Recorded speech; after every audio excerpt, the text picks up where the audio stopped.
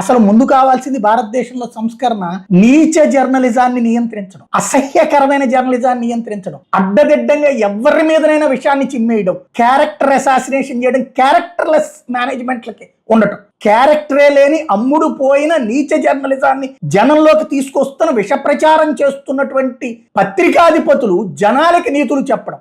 నేపాల్లో తగలెట్టారు అలాంటి మీడియా సంస్థలను కూడా. అలాగే ఇక్కడ కూడా మీడియా సంస్థల వినాశనమే ఈ దేశ ప్రజాస్వామ్యాన్ని నాశనం చేస్తుంది.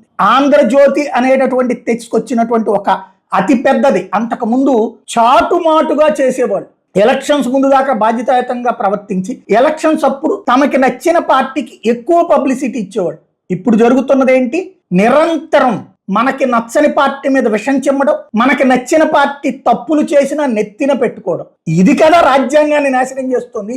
రాజ్యాంగం ఇచ్చినటువంటి పత్రికా స్వేచ్ఛను నాశనం చేసే నీతి జర్నలిజం ఎక్కడ ఉంది? ఆంధ్రప్రదేశ్ లోనే పుట్టి పెరిగింది.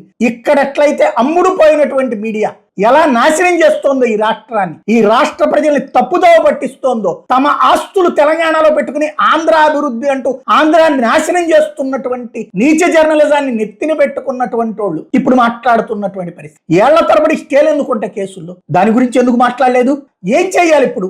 జగన్ మీద కేసుల్లో కోర్టు ఏం చేయాలో అర్థం కాక తన్నుకు చేస్తున్నది సిబిఐ. ఎందుకంటే పెట్టుబడి పెట్టినోని దొంగను చూపించినటువంటి కేసులో, పెట్టుబడి పెట్టోని నేనెందుకు దొంగనవుతాను, నేను వ్యాపారం చేస్తానని చెప్పిన కేసులో ఏం చెప్పాలా సిబిఐ? తప్పుడు కేసులు రాయించి తప్పుడు కేసులు పెట్టించినటువంటి ఈ నీచ జర్నలిజం కదా దానికి కారణమైనటువంటిది.